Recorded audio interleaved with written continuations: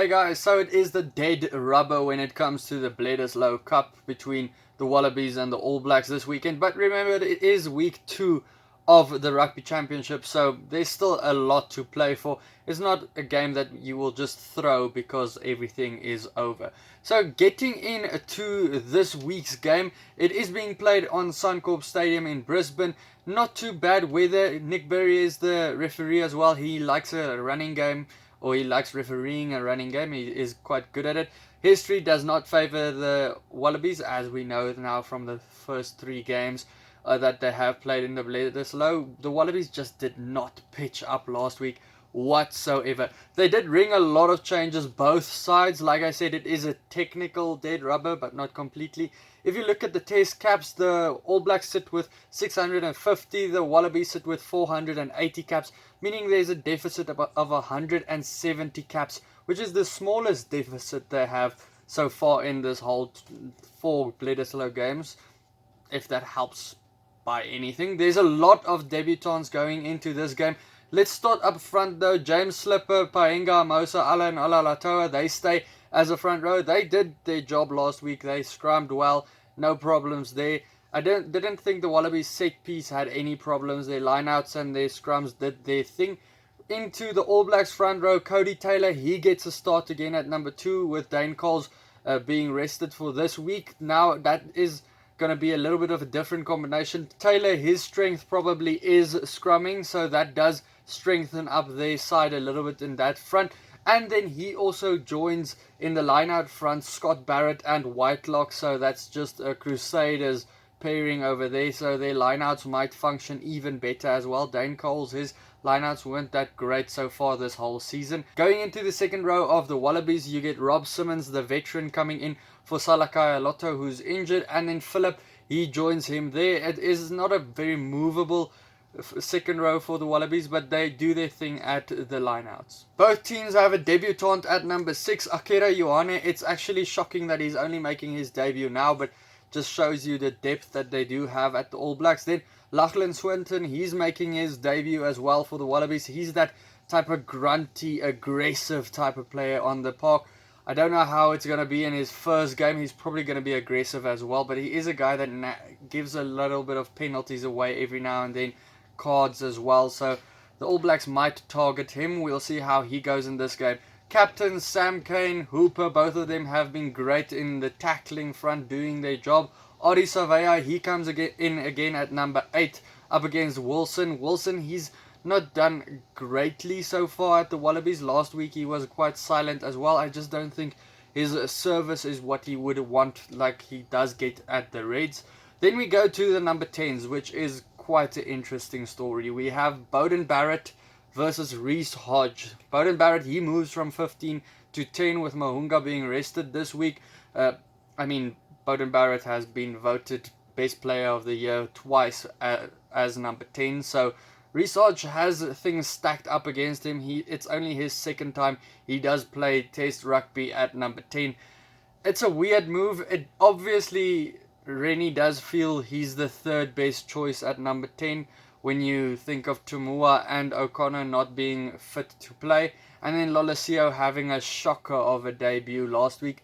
And I do think the actual problem at that debut was Lolesio was defending at number 15 for some reason. That's obviously part of their structure. They've been doing it for years at the Wallabies to let your number 10 drop to number 15. With O'Connor, they haven't done that because he's big enough to tackle there. Reece Hodge, he's also quite big. He's probably going to stand at number 10 as well. So we might not see that big issues in defense that we did see last week, because Lolesio was not a good number 15 defender. Going into the centres, Ngani Laumape, he gets a start for change in All Black number 12 jersey up against Hunter Paisami, who is known for not being a great tackler, up against a guy who is known for busting tackles. So that might be a target area for them to run this week.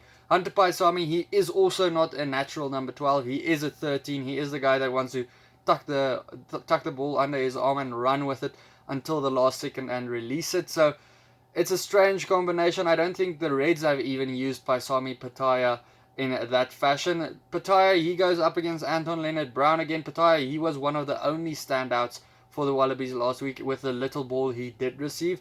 Unfortunately, the Wallabies just kicked away all of their possession last week, and there was actually two shortcomings in their whole game plan. They kicked too much ball away, and then their defense was unstructured and did not work out.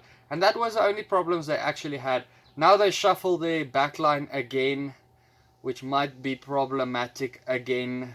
Who knows? The All Blacks also shuffle their backline, but their backline looks pretty formidable if you look at it as well. If you look at the wingers, you have Sevu Reece and Rieko Ioane. Who's going to score more tries between them? That's a difficult one to call. Betty, he's been one of the only guys that has been constantly good for the Wallabies, but he's also messing up every now and then. Tom Wright, he's making his debut, probably the best winger so far this year in Australia when it comes to their AU season they had over there. So it's good that he does get a start. He is actually a left winger, if I remember correctly, but I do think he's been playing great, and he is also a guy that scores a lot of tries. Then Tom Banks, he's at number 15 now again, so they've switched up their number 15s again. Jordie Barrett, he's in his preferred position at number 15 where he belongs. He gets that big boot away, he can get that kicks away, and that is where he is supposed to play. Not that he's been playing bad at number 14, he's just not a natural number 14.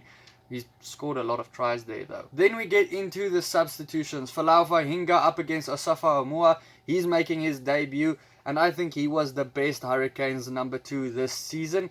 Yes, I do think so, and it's great that he does get the start. Angus Bell, he's at number 17. Probably before this year or at the start of the year, I thought he did better than he did in the AU season. If you remember correctly, Tupou scrumped this guy a couple of times. Later on in the AU season, he did fix himself up a little bit, but I don't know, his confidence didn't look too great later in the season. Then you get to number 19's Ned Hannigan. He's probably going to play lock. He played number 6 a couple of weeks, but he's going to be a lock this week. Tupolito, the experienced guy, on there. Then Liam Wright versus Cullen Grace. Liam Wright, he's the more experienced between the two. Not that he's experienced, but Cullen Grace, can't wait to see him in an All Black jersey. He's one of those youngsters that we knew is going to get a shot this year, and can't wait to see how he goes. He's one of those silent guys on the field that just does the talking with the ball in hand or in tackle situations or line out situations. Really much like a guy like Pieter Steph du Toit. He's the New Zealand version of him. Then you get Tate McDermott versus Brad Weber. I thought the Wallabies did a little bit better when Tate McDermott was at number 9 last week when he came on. I think Nick White just hangs on to the ball too long. He takes too long to pass the ball out and sometimes is indecisive. Unfortunately, I actually do think he's a very dangerous number 9. At the moment in this setup, doesn't look like it's working too well. Brad Weber, he's also a very dangerous number 9. Not that he had the best season with the Chiefs. I think he's just there on merit from previous seasons. He is still a very dangerous number 9. We know what he can do. Then Lolosio at number 22.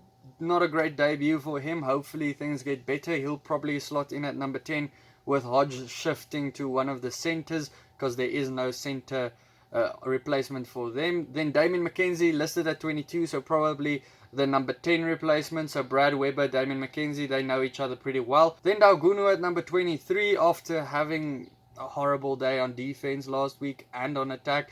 And Will Jordan, he is at number 23, making his debut this week.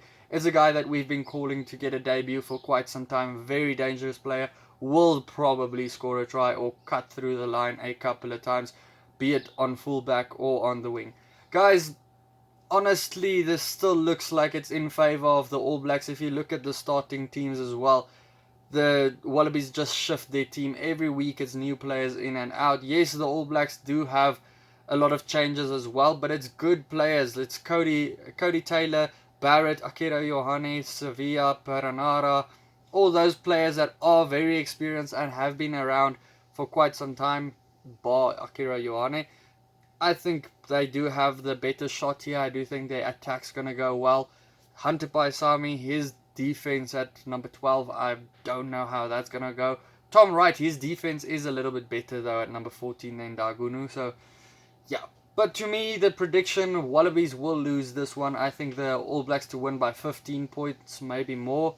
Who knows? It is a dead rubber, so could go a different direction. Let me know your prediction for this game down in the comments below. Check out these videos next to me, hit the subscribe button, and then I'll see you for the next one. Cheers.